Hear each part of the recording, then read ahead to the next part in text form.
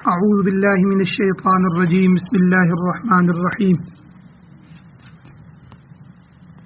کذب اصحاب الایکۃ المرسلین، جھٹلایا بستی والوں نے، ایکا والوں نے مرسلین بھیجے ہوئوں کو۔ اذ قال لهم، جس وقت کہا ان کے لیے شعیب، ان کے پیغمبر شعیب علیہ السلام نے، الا تتقون، کیا تم ڈرتے نہیں ہو، انی لکم رسول امین، بے شک میں تمہاری طرف امانت دار رسول بنا کر بھیجا گیا ہوں۔ فاتقوا اللہ، پس تم ڈرو اللہ تعالیٰ سے، واطیعون، اور میری اطاعت کرو۔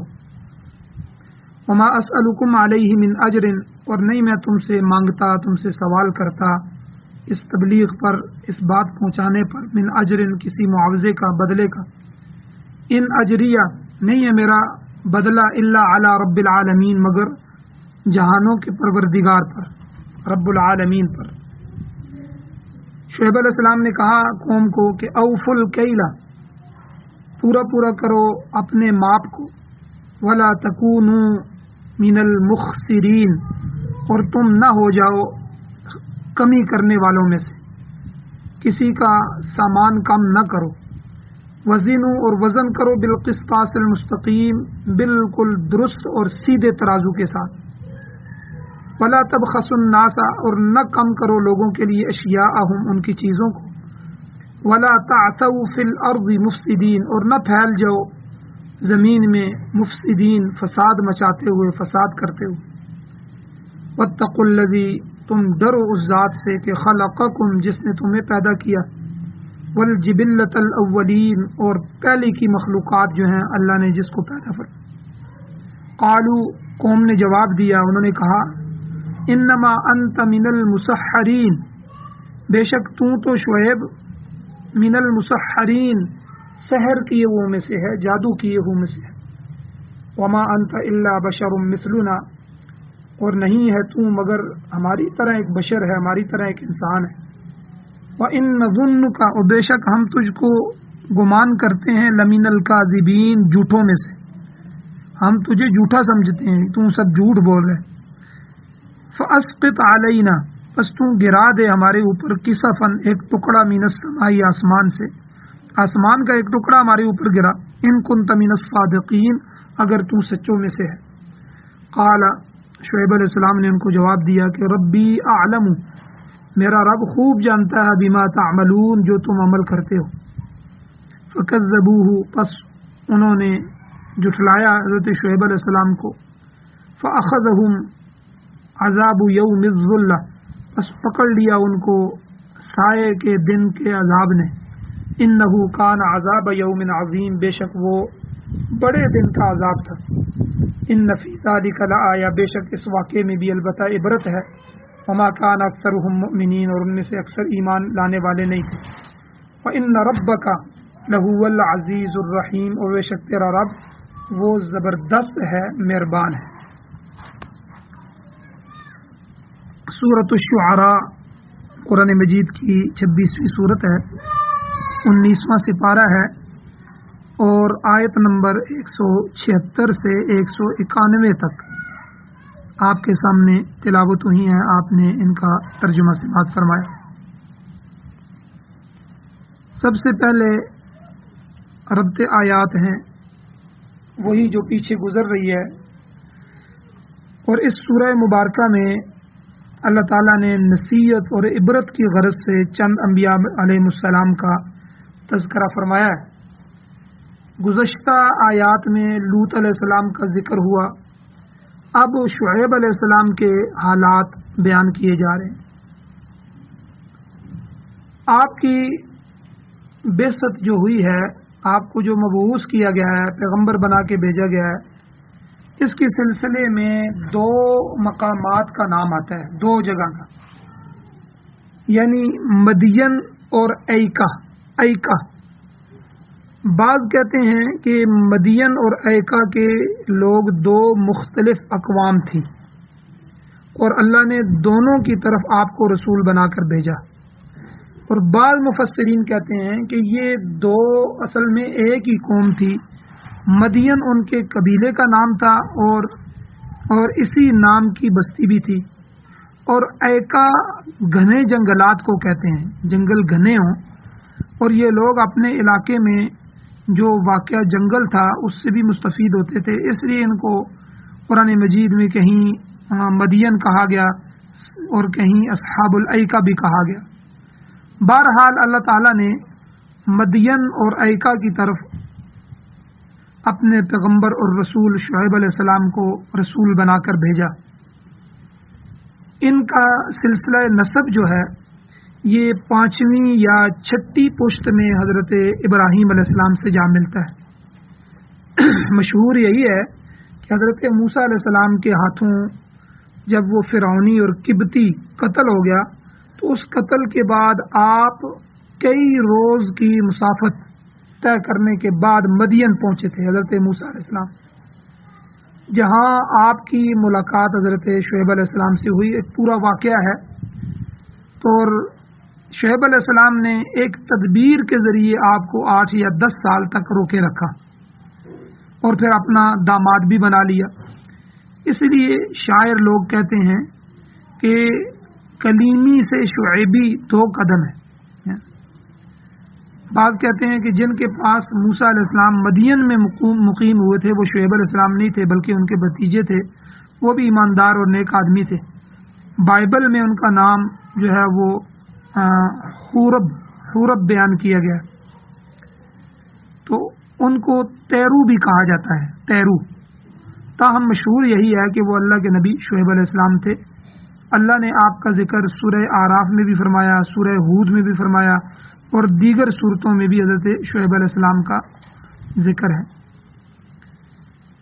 جیسا کہ میں نے ارشاد کیا ہے کہ انبیاء علیہ السلام کے یہ واقعات حضور علیہ الصلوۃ والسلام اور آپ کے صحابہ کرام رضوان اللہ تعالی علیہ مجمعین کی تسلی کے لیے بیان کیے جا رہے ہیں کہ انہیں علم ہونا چاہیے کہ مختلف اقوام نے اپنے اپنے نبیوں کے ساتھ کیسے سلوک کیے، انبیاء نے کیا کیا تکالیف برداشت کی مگر صبر اور ہمت سے کام لیا. لہذا آپ علیہ الصلوۃ والسلام کے ساتھ پیش آنے والے جو نامساعد حالات ہیں یہ کوئی نئی چیز نہیں ہے. رائے حق کے جو مسافر ہوتے ہیں ان پر اس قسم کی ابتلائیں، آزمائشیں اور حالات آیا ہی کرتے ہیں. لہذا آپ بھی ان مصائب کو خندہ پیشانی سے برداشت کریں، ان کو اللہ کے دین کے لیے سمجھتے ہوئے برداشت کریں. اللہ کے دین پر جس طرح دوسرے انبیاء کو تکالیف دی گئی ان کو ذہن میں رکھ کر ان کو برداشت کریں. اور اللہ تعالیٰ نے قرآن مجید میں واضح طور پر فرما دیا حضور علیہ السلام کو فاصبر کما صبر اولو العزم من الرسل، سورہ اعقاف کے 35 نمبر آیت کہ اے میرے پیغمبر آپ صبر کریں کما صبر اولو العزم من الرسل، جیسا کہ اولو العزم رسولوں اور پیغمبروں نے صبر فرمایا ان کی طرح آپ صبر فرمائیں. ولا تستعجل لهم، اور نافرمانوں کو سزا دلوانے میں جلدی نہ کریں. آپ دیکھیں کتنا پیارا جملہ اللہ نے فرمایا کہ میرے محبوب آپ ہاتھ اٹھائیں گے تو میں ان کو ہلاک کر دوں گا، لیکن تھوڑی سی تنگی کے بعد، تکلیف کے بعد آپ ان کے لیے ہاتھ اٹھائیں اور ان کو جلدی سزا دلوائیں. ایسا نہ کریں جس طرح پہلے آپ سے اولو العزم پیغمبر تھے، حضرت ابراہیم علیہ السلام، حضرت موسیٰ علیہ السلام، بڑے بڑے اولو العزم پیغمبروں نے جس طرح قوموں کی تکلیفوں پر صبر کیا، آپ اس طرح صبر فرمائیں. اب یہاں ارشاد ہوتا ہے کذب اصحاب الایکۃ المرسلین، جھٹلایا ایکا والوں نے اللہ کے رسولوں کو. یہاں بھی وہی ترکیب استعمال کی گئی ہے جو اس سے پہلے حضرت نوح، حضرت ہود، حضرت صالح اور حضرت لوط علیہ السلام کے لیے استعمال ہو چکی ہے. مطلب یہ ہے کہ کسی ایک رسول کی تکذیب اللہ کے سارے رسولوں کی تکذیب کے برابر ہے، مترادف ہے، کیونکہ تمام انبیاء علیہ السلام پر ایمان لانا ضروری ہے. کسی ایک نبی کا انکار سے بھی آدمی کافر ہو جاتا ہے. تو اس لیے یہاں مرسلین جمع فرمائے. اذ قال لهم شعیب، جب کہا شعیب علیہ السلام نے اپنی قوم کے لوگوں سے الا تتقون، کیا تم ڈرتے نہیں ہو؟ دیگر سابقہ قوموں کی طرح یہ لوگ بھی کفر میں، شرک میں مبتلا تھے، غیر اللہ سے مرادیں مانگتے تھے. سورہ آراف اور سورہ ہود میں موجود ہے کہ وہ لوگ کہتے تھے کہ ہم اپنے آباء و اجداد کے معبودوں اور ان کی مذہبی رسومات کو کیسے چھوڑ سکتے، ہم تو ان کو ادا کرتے رہیں گے. اللہ کے نبی نے فرمایا انی لکم رسول امین، میں تمہاری طرف اللہ کا بھیجا ہوا امانت دار رسول ہوں، میں اپنے پروردگار کا پیغام پہنچانے میں کوئی کمی پیشی نہیں کرتا، امانت کے ساتھ میں اللہ کا پیغام تمہاری طرف پہنچا رہا ہوں۔ فاتقوا اللہ واطیعون، اللہ سے ڈر جاؤ اور میری بات مانو۔ کہنے لگے شعیب علیہ السلام نے کہا کہ میری یہ بات بالکل بے لوث ہے، وما اسألکم علیہ من اجر، اس کام کا میں تم سے کوئی معاوضہ نہیں مانگتا، کوئی بدلہ، کوئی تنخواہ نہیں مانگتا، ان اجری الا علی رب العالمین، کیونکہ میرا بدلہ تو اللہ کی ذمہ داری میں ہے، جو جہانوں کا پروردگار ہے، میری تبلیغ کا، میری دعوت کا اجر وہی مجھے عطا کرے گا، اس معاملے میں میرا کوئی ذاتی مفاد نہیں ہے، میں تمہاری خیرخواہی کی بات کر رہا ہوں، اسی لیے کہتا ہوں کہ میری بات مان۔ پھر وہی جو سارے پیغمبر عقیدے کی درستگی کی بات کرتے آ رہے ہیں، تو شعیب علیہ السلام نے بھی سب سے پہلے قوم کو عقیدے کی اصلاح کا درس دیا، اور یہی درس اللہ کے سارے نبی دیتے آئے۔ یاد رکھیں عقیدہ بنیاد ہے، اگر عقیدہ درست ہے تو سارے اعمال بھی درست ہیں، قبول ہیں، اگر عقیدہ درست نہیں ہے تو ساری زندگی کی نمازیں بھی ضائع، ساری زندگی کے 100 حج بھی کر لیے تو 100 حج بھی ضائع۔ کسی کو اللہ 100 سال عمر دے اور وہ 100 سال حج کرتا رہے تو عقیدہ درست نہیں ہے، کفر شرک شامل ہے، تو اس کے سارا کچھ ضائع۔ تو نبیوں کے بعد اللہ کے جو نیک بندے بھی آئے ہیں وہ بھی ہمیشہ سب سے پہلے عقیدے کی طرف توجہ دلاتے، کیونکہ نجات کا دار و مدار اسی چیز پر، عقیدے پر ہے۔ ہر ولی کتاب و سنت کے مطابق عقیدے کی اصلاح کا سبق دے گا۔ امام شاہ ولی اللہ محدث دہلوی رحمۃ اللہ علیہ کتنا بڑا نام ہے، حضرت مجدد الف ثانی رحمۃ اللہ علیہ کتنا بڑا نام ہے، ان حضرات نے بھی اپنی اپنی کتابوں میں اسی بات کا تذکرہ کیا۔ پیران پیر شیخ عبد القادر جیلانی رحمۃ اللہ علیہ کتنا بڑا نام ہے، فرماتے ہیں کہ اہل سنت سے مراد حضور علیہ السلام کی سنت پر چلنے والا گروہ ہے، اور جماعت سے مراد صحابہ اکرام کی جماعت ہے۔ یہ شیخ عبد القادر جیلانی فرماتے ہیں کہ ان کے مطابق اپنا عقیدہ بنا لو گے تو نجات حاصل ہو جائے گی، اگر انسان کا عقیدہ ہی درست نہیں ہے تو اس کے کسی عمل کا کچھ اعتبار نہیں ہے۔ اور اس بات کی وضاحت اور تصریح قرآن مجید میں جگہ جگہ کی گئی ہے۔ مثلا سورۃ الانبیاء میں بھی اللہ تعالیٰ فرماتے ہیں، سورہ انبیاء میں تفصیل کے ساتھ سورہ انبیاء میں اللہ نے فرمایا کیا کہ آیت نمبر 94 میں اللہ فرماتے ہیں فَمَن يَعْمَلْ مِنَ الصَّالِحَاتِ وَهُوَ مُؤْمِنٌ فَلَا كُفْرَانَ لِسَعْيِهِ، جس نے نیک اعمال انجام دیے، وَهُوَ مُؤْمِنٌ بشرطے کہ وہ ایماندار ہو، اس کا عقیدہ درست ہو، فَلَا كُفْرَانَ لِسَعْيِهِ، تو اس کی محنت کی نہ قدری نہیں کی جائے گی، اس کی نمازیں، اس کی تہجد، اس کا اہتمام، اس کا مجاہدہ، اس کے دین کے لیے تڑپنا، اس کی دعوت دینا، اس کے اپنے پیسے لگا کر دعوت تبلیغ کے لیے میدان میں نکلنا، اپنا مال جان لے کے جہاد کے لیے نکلنا، یہ جتنا بھی اس کی سعی ہوگی، سعی اللہ نے فرمایا فلا کفران لسعیہ، اس کی سعی اور اس کی محنت اور اس کی جد و جہد کی نہ قدری نہیں کی جائے گی۔ گویا اعمال کے لیے ایمان کا ہونا لازمی ہے۔ اسی طرح سورہ انشقاق کی 25 نمبر آیت میں اللہ نے فرمایا الا الذین آمنوا وعملوا الصالحات لہم اجر غیر ممنون، وہ لوگ جو ایمان لائے اور جنہوں نے نیک اعمال انجام دیے ان کے لیے اجر غیر ممنون، بے انتہا اجر ہوگا۔ یعنی جو عقیدہ درست کر کے اعمال صالحہ کرتے ہیں اللہ کے ہاں ان کے لیے پھر گنا چنا اجر نہیں ہوگا، بے انتہا اجر ہوگا۔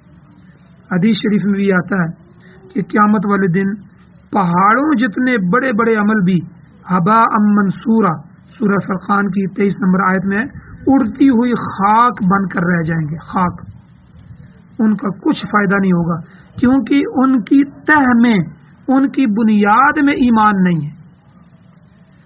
تو غرض کے عقیدے کی درستگی کے متعلق سارے نبی یہی درس دیتے آئے ہیں، یا قوم اعبدوا اللہ ما لکم من الہ غیرہ، سورہ اعراف کی 73 نمبر آیت، لوگو عبادت خالص اللہ کی کرو، ما लकुम मिन इलाहिन गैरु, क्योंकि उसके सिवा तुम्हारे लिए कोई माबूद नहीं है, कोई माबूद नहीं।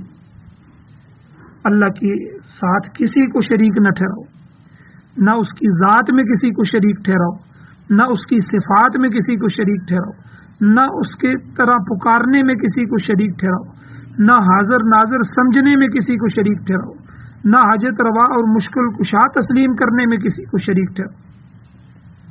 और आज लोग क्या कहते हैं, जिस तरह अल्लाह की ज़ात है इस तरह फलां पैगंबर की ज़ात है, नबी की ज़ात भी है। और जो अल्लाह की सिफतें हैं, कादिर होना, रिज़्क देना, ये सिफतें भी वलियों में मानते हैं। और कई तो निदाब कहते हैं या रसूल अल्लाह, या फलां, या शेख अब्दुल कादिर जिलानी। पुकारने में जिस तरह हम या अल्लाह, अल्लाहुम्मा, या रब करते हैं, तो पुकारने में भी हम दूसरे लोगों को शरीक कर रहे हैं। इसी तरह हाजिर नाजिर समझने में हमारे यहाँ जो अहले बिदअत का एक तबका है, वो हुजूर अलैहिस्सलातु वस्सलाम को भी इसी तरह हाजिर नाजिर समझता है जिस तरह अल्लाह है। और हाजत रवा और मुश्किल कुशा तस्लीम करने में भी हमारे लोग अल्लाह के साथ शिरक करते हैं, या अली मदद, या हुसैन मदद, या रसूल अल्लाह मदद, या फलां मदद। तो याद रखें, किसी चीज में भी खुदा के साथ किसी को शरीक न ठहराओ। हर नबी ने दरसे तौहीद दी, सबसे पहले दरसे तौहीद दी। ये तौहीद बुनियाद है, तय। फिर हर नबी ने दरसे तौहीद के बाद अपनी अपनी कौम की जो बीमारियां थीं, कोई शिरक में था, कोई जिना में था, कोई किस में था, तो उन्हें इखलाकी बीमारियों की तरफ तवज्जो दी। अब शुएब अलैहिस्सलाम की कौम का तारुफ क्या है कि कौम शुएब जो थी ये बड़ी मुतमद्दिन कौम थी। ये ज़्यादातर ताजर पेशा लोग थे। इनकी जो बस्तियां हैं बड़ी बड़ी शाहराओं पर वाक़या थी। खरासान और हिंदुस्तान के जो तिजारती काफिले हैं इसी शाहरा के ज़रिए मिस्र और शाम जाते थे, और अफ्रीका के काफिले इसी रास्ते से इधर आते जाते थे। तो इस कौम की एक इखलाकी बीमारी ये थी कि ये लोग नाप तोल में कमी पेशी करते थे, जिसकी वजह से लोगों के हुकूक ज़ाया होते थे। तो शुएब अलैहिस्सलाम के कौम से खिताब के बाद हिस्से सूरह हूद में भी मौजूद है। आपने कौम की तवज्जो इस तरफ दिलाई कि तिजारत में डंडी मारकर लोगों के हुकूक ज़ाया न करो, बल्कि तमाम हुकूक ठीक ठीक अदा करो। आज हमारे माशरे में देखें, हर चीज़ में मिलावट, 2 नंबर 3 नंबर 4, दूध में मिलावट, मिर्चों में ईंटों की मिलावट, और किस चीज़ में है जिसमें मिलावट नहीं। अगर नाप तोल बराबर रखते हैं तो मिलावट बीच में डाल देते हैं। तो शुएब अलैहिस्सलाम ने कि तिजारत में डंडी मारकर लोगों के हक ज़ाया न करो, बल्कि जिन जिन के हुकूक हैं ठीक ठीक अदा करो। और उसके बाद फरमाया बक़ियतुल्लाहि खैरुल लकुम इन कुंतुम मुमिनीन, जो कुछ बच रहेगा वो तुम्हारे लिए बेहतर है अगर तुम में ईमान की कोई रत्ती मौजूद है। और जो चीज़ तुम बेईमानी से हासिल करोगे, याद रखो वो बड़ी हुई भी होगी लेकिन खैर व बरकत से खाली होगी। यही बीमारी अहले मदीना में भी पाई जाती थी। यहूदी थे ना, ज़्यादातर तिजारत पेशा लोग ज़्यादा यहूदी थे। वो देते वक्त कम तोलते थे और लेते वक्त ज़्यादा लेते थे। सूरह मुतफ़्फ़िफ़ीन में 30वें सिपारे में भी इसका जिक्र मौजूद है। तो बहरहाल शुएब अलैहिस्सलाम ने कौम को उनकी इखलाकी बीमारी की तरफ तवज्जो दिलाते हुए फरमाया औफुल कैला, पूरा करो माप को, वला तकूनू मिनल मुख्सिरीन, और न हो तुम घटाने वालों में से, कम करने वालों में से। अनाज को माप कर देने का रवाज कदीम ज़माने से चला आ रहा है। नुज़ूल कुरान के ज़माने में भी जब कुरान नाज़िल हो रहा था तो हुज़ूर अलैहिस्सलाम के ज़माने में भी मुद और सा वगैरह के पैमाने होते थे। तो यहाँ जो पंजाब है हमारा, पंजाब में टोपा और दड़प्पा, तो इनके जो पैमाने थे टोपा और दड़ोपा, ये पैमाने अब तक राइज रहे हैं। इन्हीं पैमानों के मुतल्लक़ फरमाया कि जब गंदम, जौ, खजूरें या दीगर अनाज जो है वो माप तोल करो उनका, تو پورا پورا ماپو، اس میں کمی نہ کرو کہ اس سے لینے والے کا حق ضائع ہو جائے گا۔ سورہ مطففین میں اس چیز کی مذمت بیان کی گئی ہے کہ اللہ فرماتے ہیں ویل للمطففین، ہلاکت ہے ماپ تول میں کمی کرنے والوں کے لیے۔ الذین اذا اکتالوا علی الناس یستوفون، کہ جب وہ ماپ کر یا تول کر لیتے ہیں تو پورا پورا لیتے ہیں، اور جب دینا ہوتا ہے تو اس میں کمی کر دیتے ہیں۔ لینے کے باٹ اور ہیں، دینے کے باٹ اور ہیں۔ کیا انہیں اس بات کا خوف نہیں ہے کہ ایک دن انہوں نے رب تعالیٰ کے سامنے کھڑا ہونا ہے اور کھڑے ہو کر حساب دینا ہے؟ تو یہی نصیحت شعیب علیہ السلام نے بھی اپنے قوم کو کی کہ ماپ میں کمی نہ کرو، وزنوا بالقسطاس المستقیم، آگے فرمایا کہ جب کسی چیز کو تول کر دو تو سیدھے ترازو کے ساتھ تولو، اس میں کمی پیشی نہ کرو۔ تجارت میں ڈنڈی مارنا حقوق العباد میں خیانت کرنا ہے، یاد رکھیں، جس کا مواخذہ ہوگا۔ اللہ نے فرمایا وَلَا تَبْخَسُوا النَّاسَ أَشْيَاءَهُمْ، لوگوں سے ان کی چیزوں کو مت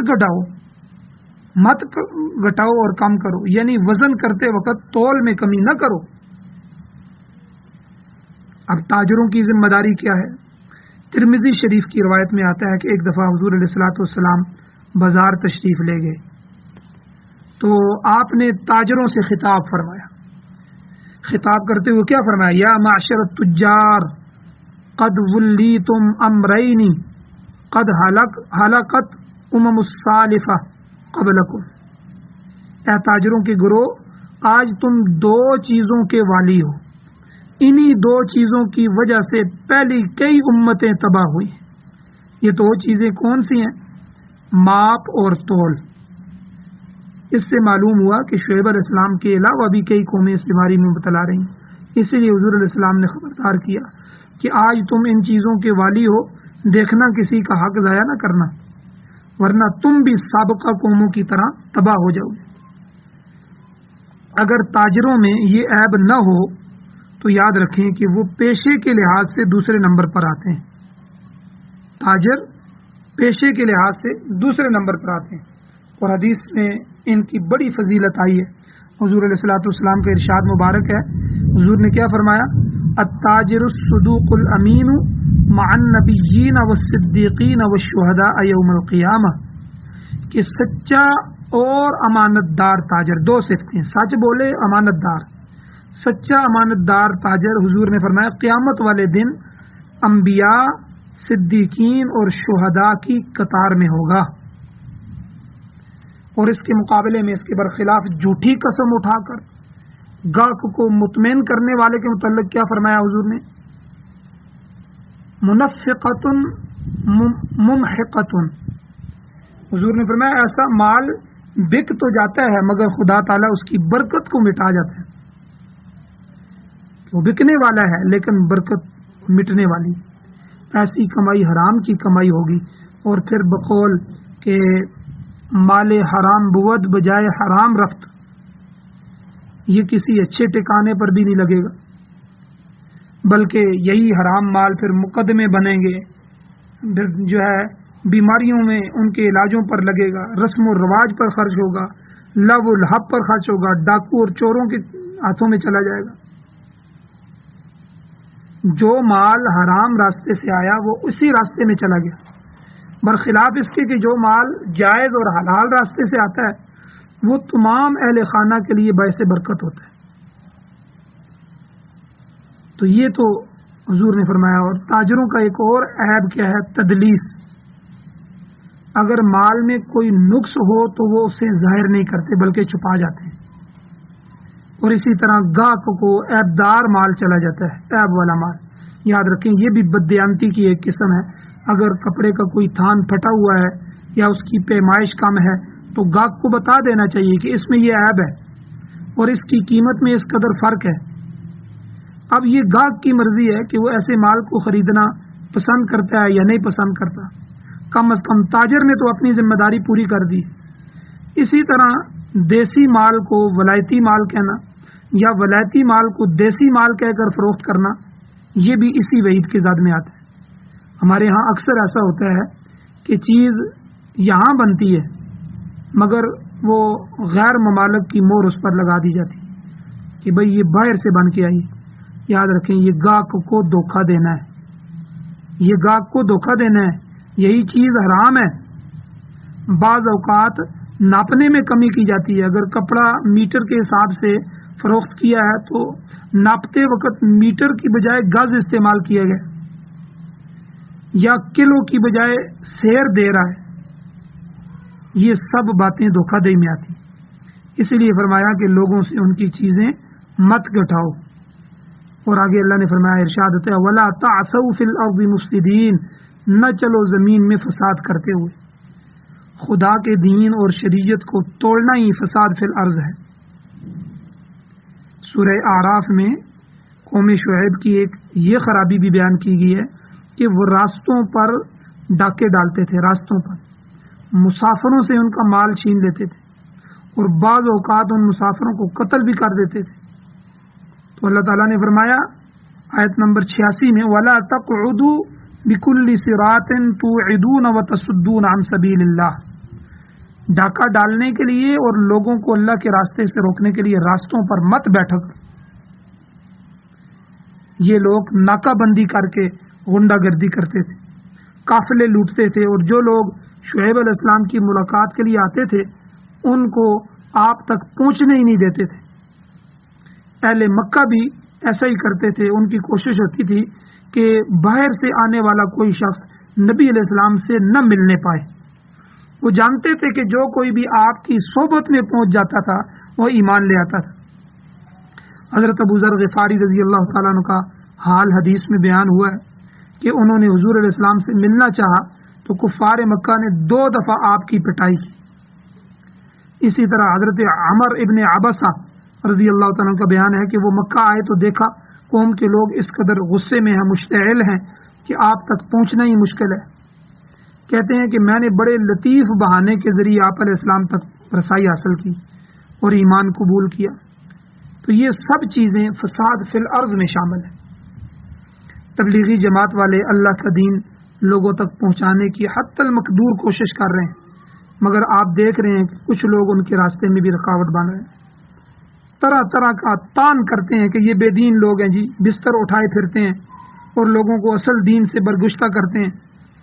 محض الزام تراشی کے ذریعے لوگوں کو روکتے ہیں کہ کہیں ان کے دام میں نہ پھنس جانا. اسی طرح بعض آدمی عوام کو علماء حق کے پاس جانے سے روکتے ہیں، کہتے ہیں جی یہ گستاخ اور بے ادب ہیں جی، علماء دیوبند یہ گستاخ ہیں جی، ان کی بات سنو گے تو گمراہ ہو جاؤ گے. نعوذ باللہ علیاذ باللہ. غرض ہے کہ اللہ کے راستے سے روکنے کی مختلف صورتیں ہیں. کبھی اخبارات میں غلط ملت مضامین دے کر اللہ کے بندوں سے بدظن کرنے کی کوشش کی جاتی ہے. کبھی کتابیں لکھتے ہیں اور کتابوں کے ذریعے الزام تراشی کر کے لوگوں کو متنفر کرنے کی کوشش کی جاتی ہے. غرض ہے کہ اللہ کے راستے سے روکنے کی روایت قدیم زمانے سے چلی آ رہی اور مختلف زمانوں میں اس کے مختلف طریقے رہے ہیں. یہ فساد فی الارض کی ہی قسم ہے. اسی ضمن میں انگریز نے بھی بڑا جال پھیلایا ہے. اگرچہ سیاسی طور پر وہ بات نہیں رہی مگر دین حق سے روکنے کا دو پیچ اب بھی چل رہا ہے. انگریز کی جو مشینریاں ہیں آج بھی دنیا بھر میں سرگرم عمل ہے. کبھی تعلیم کے ذریعے عیسائیت پھیلائی جا رہی ہے، کبھی سکول اور کالج قائم کر کے انجیل کی تعلیم دی جاتی ہے، کبھی اسپتالوں میں عیسائیت کا پرچار کیا جاتا ہے، کبھی تبلیغی اخبارات اور رسائل مفت تقسیم کیے جاتے ہیں، کبھی ایڈ کے نام سے کہ ایڈ دیا جائے گا، ایڈ کے نام پر لوگوں کو اپنے جال میں پھنسایا جاتا ہے. تو غرضے کہ جس طرح مکڑی شہد میں پھنس کر نکل نہیں سکتی، اسی طرح لوگ ان کے جال میں بھی کسی نہ کسی طرح پھنس جاتے ہیں، پھر وہاں سے نکل نہیں سکتے. تو فساد فی الارض کے یہ مختلف طریقے ہیں. اسی ضمن میں مکہ والے جو تھے ان کا واقعہ مشہور ہے کہ عرب کا ایک نامی گرامی شاعر حضور علیہ السلام کی خدمت میں حاضر ہونا چاہتا تھا، مگر مشرکین نہیں چاہتے تھے کہ یہ وہاں تک پہنچے، کیونکہ وہ سمجھتے تھے کہ اگر یہ شخص ایمان لے آیا تو اس کا تو بہت زیادہ اثر پڑے گا. چنانچہ اہل مکہ نے اس شاعر کو اناج سے لدے ہوئے 100 اونٹ دے کر واپس کر دیا اور حضور علیہ الصلوۃ والسلام سے ملنے نہیں دیا. تو فرمایا زمین میں فساد کرتے ہوئے مت چلو. ولا تعثوا فی الارض مفسدین. آگے فرمایا واتقوا الذی خلقکم والجبلۃ الاولین، ڈرو اس ذات سے جس نے تمہیں بھی پیدا کیا اور پہلی مخلوق کو بھی پیدا فرمایا. حضرت شعیب علیہ السلام نے یہ ساری باتیں قوم کو خطاب کرتے ہوئے فرمائی. اب اس سارے عقیدے کی اور اصلاح کی بات کرنے کے جواب میں قوم نے جواب کیا دیا کہ شعیب علیہ السلام کی اس تقریر کے جواب میں قوم نے کہا قالوا انما انت من المسحرین. قوم کے لوگ کہنے لگے کہ تم تو جادو کیے ہوئے لوگوں میں سے ہو، بہکی بہکی باتیں کر رہے ہو اور ہمیں ہمارے دین سے روکنا چاہتے ہو، ہمارے آباء و اجداد سے دور کرنا چاہتے ہو. اور انہوں نے یہ بھی اعتراض کیا وما انت الا بشر مثلنا، تم تو ہمارے طرح ہی ایک انسان ہو، تمہیں ہم پر کون سی برتری حاصل ہے، کون سی فوقیت حاصل ہے. وَإِن نَظُنُّكَ لَمِنَ الْكَاذِبِينَ، اور ہم تو تمہیں جھوٹا خیال کرتے ہیں، تمہارا دعوی نبوت ہی جھوٹا ہے، اس میں ہی کوئی صداقت نہیں ہے. گویا انہوں نے بشریت کو نبوت کے منافی خیال کیا، حالانکہ پہلے بھی میں نے سمجھایا ہے اور قرآن مجید میں یہ بات بار بار سمجھائی گئی ہے کہ انسانوں کی تربیت کے لیے انسان کا نبی ہونا ہی موضوع ہے اور انسان کا نبی ہونا ہی مناسب ہو سکتا تھا. اللہ نے اس لیے بھیجا. انسان کسی غیر جنس سے تعلیم و تربیت حاصل نہیں کر سکتا، نہ کوئی فرشتہ انسان کی تربیت کر سکتا ہے، نہ کوئی جن کر سکتا ہے، بلکہ انسان کو انسان ہی اپنے قول اور فعل سے منزل مقصود تک پہنچا سکتا ہے. اور پھر قوم نے کہا کہ چلو اگر تم سچے ہو تو فاسقط علینا کسفا من السماء ان کنت من الصادقین، تو ہم پر آسمان کا کوئی ٹکڑا ہی گرا دو، آسمان ہم پر گراؤ، ہم جان لیں گے کہ تیرے کہنے سے ہمیں سزا ملی ہے. اگر تم سچا ہے ان کنت من الصادقین تو یہ کرو. سورہ اعراف میں بھی کفار اور مشرکین کا یہ بیان بھی نقل کیا گیا ہے کہ اللہ فرماتے ہیں آیت نمبر 80 میں فَأْتِنَا بِمَا تَعِدُنَا إِن كُنتَ مِنَ الصَّادِقِينَ، جس چیز سے تو ہمیں ڈراتا ہے اس کو لے آؤ. کبھی کہتا ہے جہنم ہے، کبھی کہتے ہو آگ ہے، تو لے آؤ اس کو، یعنی ہم پر عذاب نازل کر دو.